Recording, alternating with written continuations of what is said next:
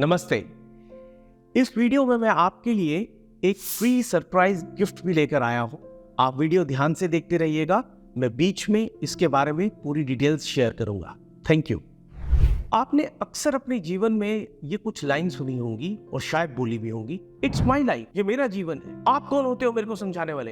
अरे ये मेरी लाइफ है यार, मैं इसका जो करना चाहूँ करूँ, मैं जीऊं मरूं, आपको क्या है। और बड़ी बार एक आदमी जब अपने जीवन को लेने की कोशिश करता है, सुसाइड करने की कोशिश करता है, वो भी ये बोलता है कि ये जीवन मेरा है, मेरी मर्जी, अगर मैं नहीं जीना चाहता तो आप कौन होते हो मुझे रोकने वाले। मेरे ख्याल में आप में से सब लोगों ने या अपने जीवन में किसी को ये बोलते हुए सुना होगा और शायद कुछ केसेस में आपने भी ये लाइंस बोली होगी। आज इस वीडियो में मैं आपके जीवन का एक बहुत बड़ा मिथ को बर्स्ट करने जा रहा हूं। और जानते हैं वो मिथ क्या है? वो मिथ यही लाइन है कि इट्स माई लाइफ, ये मेरा जीवन है। मैं जानता हूं कि इस वक्त आपके दिमाग में आ रहा होगा, अरे यार ये क्या अजीब सी बात बोल रहे हो आप, ये मेरा जीवन नहीं है तो किसका जीवन है? How can this statement be a myth कि it is my life? It is indeed my life, आप ये सोच रहे होंगे। बट प्लीज कुछ समय मेरे साथ रुकिए और ना केवल आज हम इस मिथ को हमेशा हमेशा के लिए बस्ट करेंगे, हम ये भी समझेंगे कि इस मिथ ने आज तक हमारे जीवन का कितना नुकसान किया है, पूरी मानवता का कितना नुकसान किया है। और अगर एक बार आज हम इस मिथ को तोड़कर सच्चाई को सामने से देखेंगे तो उससे हमें कितना फायदा होने वाला है। तो लेट्स स्टार्ट इट। शुरू करने से पहले मैं आपसे एक बात पूछना चाहता हूं, हम कब कहते हैं कि कोई चीज मेरी है या उस पे मेरा अधिकार है? तो उसके कुछ पैरामीटर्स हैं। या तो आपने वो चीज का प्लान आपने कंसीव किया हो कि उसकी ओरिजिनल प्लानिंग जो है वो आपके दिमाग से निकली हो, तो आपका उसके ऊपर राइट है, वो चीज आपकी है। या उस चीज को बनाया, उसकी कंस्ट्रक्ट जो उसको तैयार किया, उसको जो एग्जीक्यूट किया है वो आपने किया है, तो उसके ऊपर आपका हक है।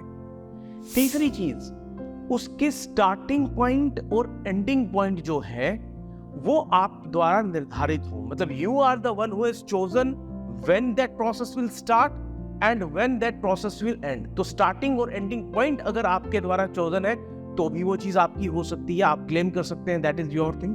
और फोर्थली, या फिर वो जो पूरी प्रोसेस है, वो जो जर्नी है ना, फर्स्ट पॉइंट से लेके लास्ट पॉइंट तक, उसको आप डिसाइड कर रहे हो कि उस जर्नी में क्या हो रहा है, किस तरीके से वो पूरी प्रोसेस क्या है, तो भी वो चीज आपकी हो सकती है। इतने में आप और मैं मेरे ख्याल में अग्री करेंगे। आइए अब हम यही चीज देखते हैं, अप्लाई करते हैं लाइफ के ऊपर। तो पहला क्वेश्चन, क्या आपने अपने जीवन को प्लान किया था? मतलब क्या आपने प्लान किया था कि मुझे पैदा होना है? ऑफ कोर्स नॉट, वो आपके पेरेंट्स की प्लानिंग थी। तो पहले पॉइंट पर हम फेल कर गए। कोई बात नहीं, नेक्स्ट देख लेते हैं। नेक्स्ट हो गया कि क्या आपने उस चीज को खुद कंस्ट्रक्ट किया? तो क्या आपने खुद को जीवन दिया? नहीं, फिर नहीं, आपके पेरेंट्स ने आपको जीवन दिया। जीवन देने के बाद भी कितनी देर तक टोटली आप अपने पेरेंट्स पे डिपेंडेंट थे, खाना पीना, पॉटी, सुसु, सोना, हर चीज के लिए। अगर वो नहीं होते तो आप शायद कुछ घंटे भी सरवाइव नहीं कर सकते। तो अनफॉर्चुनेटली दूसरा रीजन भी लाइफ के केस में आपको सपोर्ट नहीं कर रहा। कोई बात नहीं, तीसरा देख लेते हैं। आपके जीवन के स्टार्टिंग और एंड पॉइंट, मतलब कि स्टार्टिंग पॉइंट हो गया आपका बर्थ और एंड पॉइंट क्या हो गया? आपकी डेथ। मैं आपसे पूछता हूं कि क्या आपके जीवन की लाइफ, बर्थ और डेथ आपके कंट्रोल में है? Of course not. आप किस दिन पैदा हुए ये आपके ऊपर डिपेंडेंट नहीं था। और भगवान आपको बहुत लंबी आयु दे, पर जिस दिन भी आप इस दुनिया से जाएंगे, आप कब जाएंगे, कैसे जाएंगे, किस अवस्था में जाने वाले, ये भी आपके कंट्रोल में नहीं है। तो अनफॉर्चुनेटली थर्ड पॉइंट भी यहां पे आपको सपोर्ट नहीं कर रहा।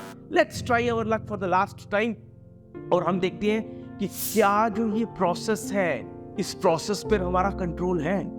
तो देखिए, जीवन की कुछ फैसले तो छोटे मोटे हम कर सकते हैं, उसको आप जीवन का एक्चुअल जर्नी नहीं बोल सकते कि आज मैं खाना में क्या खाऊंगी या मैं आज क्या शाम को घूमने कहाँ जाऊंगा। हालांकि बहुत बार वो चीजें भी हमारे कंट्रोल में नहीं रह पाती।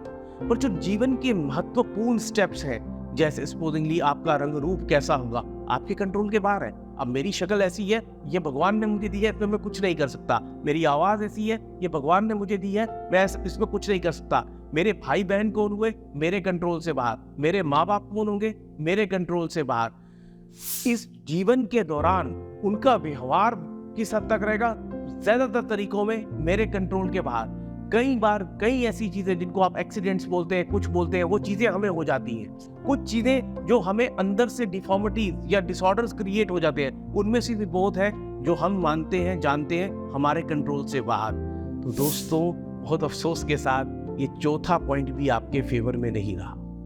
तो हमने देखा कि किसी भी चीज को अपना क्लेम करने के लिए हमने 4 पॉइंट्स देखे, और हमने फिर दूसरी चीज देखी कि ये जब हम जिंदगी की अपने जीवन के केस में इन 4 पॉइंट्स को अप्लाई करें तो अनफॉर्चुनेटली या फॉर्चुनेटली भी हो सकता है, हम ये कंक्लूजन पर आते हैं कि वो चारों के चारों पैरामीटर्स आपके जीवन पर एप्लीकेबल ही नहीं है।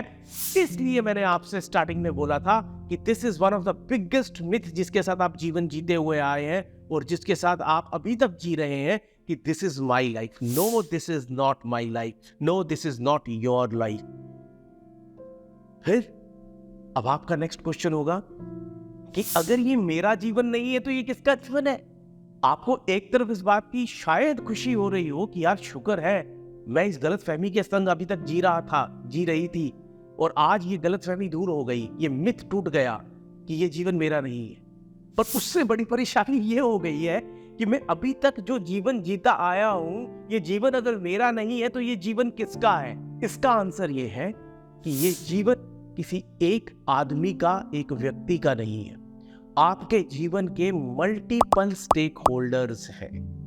जैसे अगर मेरा जीवन है तो सबसे पहले तो मेरे माता पिता, मेरे भाई बहन, मेरे कुछ और रिश्तेदार जिन्होंने मेरे जीवन में कंट्रीब्यूट किया, उसके एक समय के बाद मेरा पति या पत्नी एज द केस में भी, फिर मेरे बच्चे, मेरे ससुराल वाले, मेरे दोस्त, मेरे टीचर्स, कुछ और लोग जिनके साथ मैं डे टू डे मिलता हूँ, मेरे ऑफिस कोलिग्स। इससे कई तरह के लोग हैं जिन्होंने इस जीवन को आज बनाने में एक कंट्रीब्यूशन की है। वो सारे इस जीवन के स्टेक होल्डर्स बन जाते हैं। जिसने पॉजिटिव कंट्रीब्यूशन मेरी लाइफ में की है वो इसके स्टेक होल्डर्स बन जाते हैं। अब मैं जानता हूं कि ये चीज थोड़ी आपको कॉम्प्लेक्स लग रही है कि यार जीवन तो मेरा है, ये इतने मल्टीपल स्टेक होल्डर्स। पहली बात ये समझ नहीं आ रही, और दूसरी बात अगर गलती से समझ भी जाएंगे तो उसका फायदा क्या है? ठीक है, मैं आपको क्लियर करता हूं। देखिए, द मोमेंट आप इस फंडामेंटल अंडरस्टैंडिंग को समझते हैं ना कि ये जीवन, ये बॉडी जो है, ये बॉडी मेरी एक्सक्लूसिवली मेरी अपनी नहीं है, इसके मल्टीपल स्टेक होल्डर्स हैं। तो आप इसको मॉडर्न डे बिजनेस की टर्मिनोलॉजी में ले लीजिए तो like this is one company and I am not the owner of the company. There are multiple shareholders and I have been appointed as the CEO, Chief Executive Officer of this company. तो मैं इस company का मालिक नहीं हूं, मैं शायद इसका सबसे इंपॉर्टेंट कंपोनेंट हूं in the form of the CEO। किसी भी कंपनी के लिए CEO is one of the most important post, पर वो कितनी भी इंपॉर्टेंट पोस्ट क्यों ना हो, वो जरूरी नहीं है वो CEO उसका मालिक नहीं है। मतलब मैं जानता हूँ कुछ एक्सेप्शनल केसेस होते हैं जहां दोनों चीजें सेम होती है, पर अभी हम ये मान करके चल रहे हैं जहां मालिक अलग है, CEO अलग है।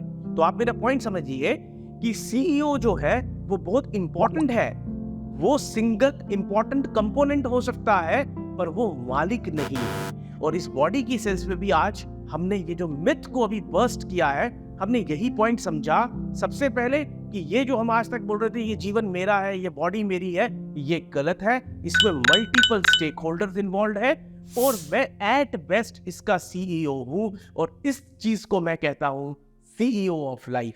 This is the term I have given to this, and the term is CEO of life. तो जैसा मैंने आपसे इस वीडियो की शुरुआत में बोला था, एक सरप्राइज फ्री गिफ्ट के बारे में, मैं उसकी डिटेल्स आपके साथ शेयर करूंगा।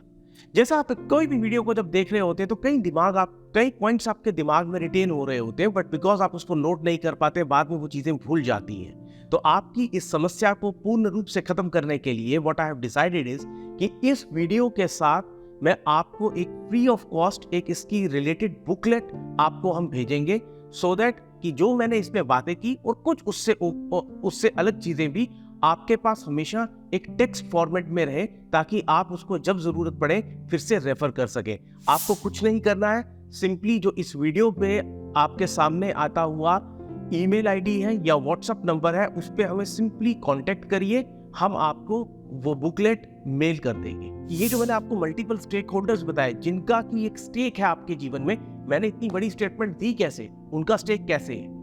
तो देखिए, मैंने आपको जैसे बोला कि ये आपके माता पिता से शुरू हो जाइए, ये सारे लोगों ने डिफरेंट वेज में कंट्रीब्यूट किया है आज आप जहां पर भी हैं वहां पर। हम अपने जीवन में एक बहुत बड़ी गलती करते हैं कि हम हर सक्सेस का जब सेहरा हमारे सर पे बंधता है ना, तो हम कहीं ना कहीं उसका पूरा श्रेय खुद को दे देते हैं। So if I crack an exam, तो मैं कल आईएएस ऑफिसर बनता हूं, या मैं आईआईटी क्रैक करता हूं, या मैं एक बहुत बड़ी कंपनी खड़ी करता हूं, या मैं एक अच्छी कंपनी का सीईओ बनता हूं, या मैं कुछ भी और अच्छा नाम अपने लिए जीवन में बनाता हूं, तो थोड़ी देर में मेरे अंदर वो एरोगेंस आने लग जाती है कि ये मैंने अचीव किया है।